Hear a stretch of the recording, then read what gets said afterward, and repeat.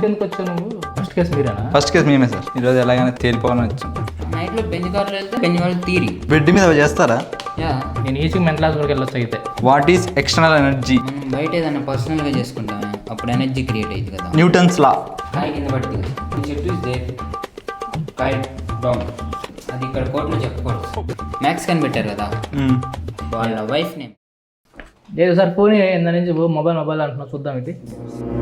Lock తీసి నీ knowledge ఏం చదువుకో. ఏంది ఎన్ని మెసేజ్లు వచ్చినాయి సారిగా? ఇక్కడే ఉండి చూసి చెప్తాడు. అన్నీ బేసిక్ నాలెడ్జ్ కోసం వాళ్ళు సెండ్ చేస్తారు సార్, నేను చదువుకుంటా 9 times. నేను అడుగుతాను, ఎక్స్ప్లెయిన్ చేస్తాను చెప్పు. వాళ్ళకి ఏమైనా డౌట్స్ ఉంటే ఎక్స్ప్లెయిన్ కూడా చేస్తాను. అయితే నేను అడుగుతా ఉంటా చెప్తాను నువ్వు. హాయ్ నాన్న. హాయ్ నాన్న, ఇట్స్ మూవీ నేమ్ సార్. అందుకని రాత్రి టైం వెళ్తా ఉన్నావు. సార్ నేను ఎక్కువ బయట మెసేజ్లు అన్నీ ఆఫ్టర్ 9 ఉన్నాయి కదరా. సార్ నేను నైట్ టైం ఎక్స్ప్లెయిన్ చేస్తూ ఉంటాను వాళ్ళు. Morning time I busy some night times కొంచెం ఫ్రీగా ఉండి వాళ్ళకి క్లియర్. మరి ఎన్నిసార్లు నాన్న నాన్న పెట్టింది ఏంది? బాగా గుర్తొచ్చు, అప్పుడప్పుడు బాగా గుర్తొచ్చు. బాగా గుర్తొస్తావా? నాకు తెలదా ఏంది తెలదు. ఫారెన్ లాంగ్వేజ్, స్పెల్లింగ్స్ అన్నీ ఫారెన్. హ్యాండ్ పెయిన్ తెలుసా? ఇంజెక్షన్ చేసేటప్పుడు నువ్వే గుర్తొచ్చావు, పక్కన ఉంటే బాగుండు అని. అంటే సుఖాలు కష్టాలు ఆదుకుంటా సార్ పాపం వాళ్ళు. సుఖాలన్నావు ఇప్పుడు ఫ్లోలో వచ్చింది సార్. ఎలా ఆదుకుంటావు? ఓదార్స్తా సార్, దగ్గర తీసుకుని హత్తుకుని తడిమేస్తా ఉంటావు ఇక. అంటే భుజం మీద తడుగుతూ ఉంటా అదేలే. బాధపడమా.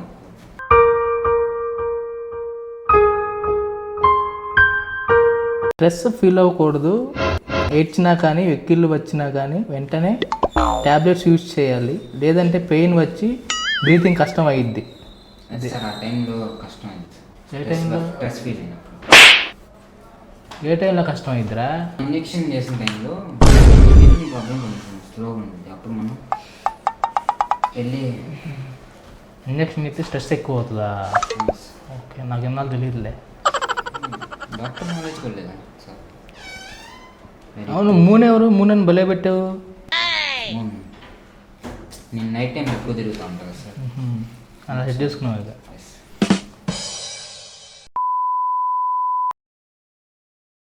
Fashion designer sir in Mumbai. నీకా? Yes sir.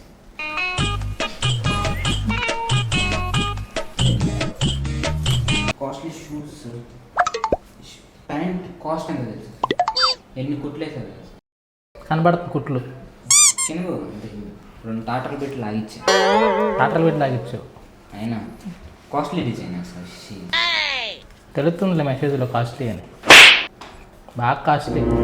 పాండిచ్చేరి ముంబై వెళ్తుంది అందుకే. డిజైన్స్ ఏమన్నా కొత్తగా వస్తే అవి ఎక్స్ప్లెయిన్ చేస్తూ ఉంటారు.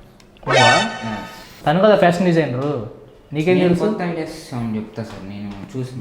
ఇప్పుడు చెప్పిన ఆన్సర్ లైన్ చెప్పిన ఐడియాస్ ఈ వేరే సార్, ఈ వేరే అంటే. గూగుల్ హిస్టరీ చూద్దామా? గూగుల్ అంటే ఇప్పుడు చూడలేదు. పాస్వర్డ్ మెయింటైన్ చేస్తున్నావు. ఎస్ చెప్పు పాస్వర్డ్ చెప్పు. పాస్వర్డ్ మియా ఖలీఫ్. ఏంటిది?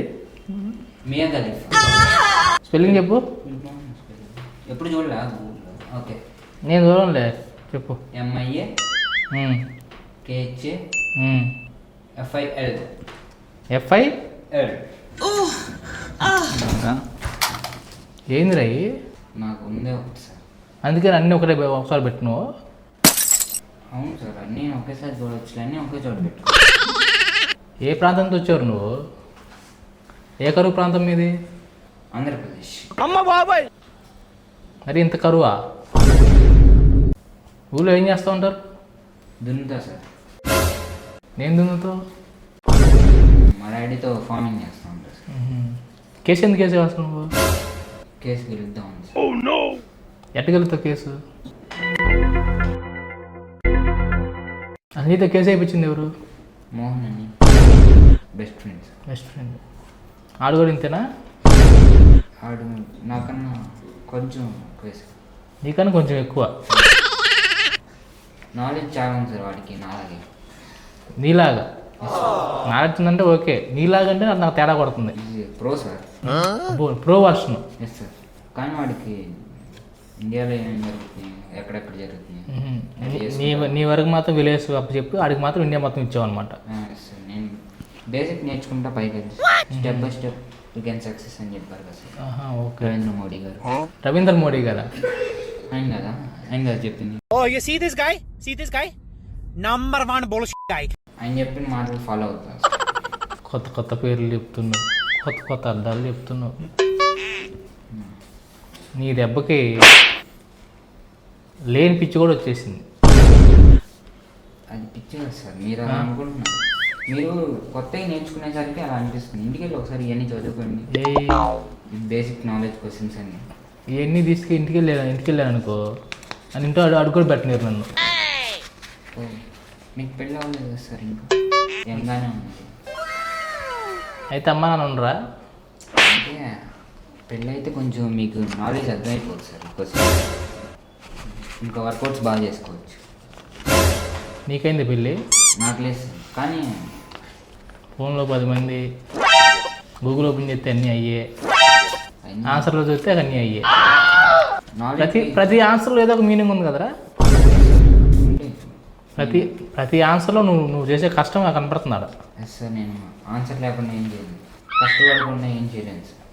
కనపడుతుంది, ఆన్సర్లో కనపడుతుంది. ఇంటర్నల్ ఎనర్జీ అంటే లోపల ఉండి చేసుకునేది, ఎక్స్టర్నల్ బయటకు వెళ్ళి చేసుకునేది. అంతే కదా సార్. మ్యాట్రిక్స్ అంటే బెడ్ మీద చేసుకునేది అని చెప్తున్నావు కదా సార్. ఈ బేసిక్ క్వశ్చన్స్ నా దగ్గర ఇంకా బేసిక్ క్వశ్చన్స్ వరకు ఇలా రాసాయి, ఇంకా ప్రో క్వశ్చన్స్ ఇంకా చాలా ఉన్నాయి మన దగ్గర. ఓకే, దాచిపెట్టుకోయి బాగా. అయ్యి అదృష్టవంతుడు ఎవడో మరి. మీరు ఇప్పుడు జడ్జిమెంట్ చెప్పాలి సార్, లేకపోతే హైకోర్టుకి వెళ్ళాలి. దేని జడ్జిమెంటు ఏంది? ఈ క్వశ్చన్ ఆన్సర్ కరెక్ట్ రాసావు, పాస్ చేయలేదని చెప్పి జడ్జిమెంట్ ఇవ్వాలి. కొంచెం మీరు మాట్లాడండి సార్ వాళ్ళతో. ఎవరితో మాట్లాడాలి? పేపర్ కరెక్షన్ చేసే వాళ్ళు, వాళ్ళతో మాట్లాడి కొంచెం డీల్ చేస్తూ. నీకు ఫ్లాష్ న్యూస్ చెప్పనా? ఫ్లాష్ న్యూస్ బ్రేకింగ్ న్యూస్ చెప్పనా?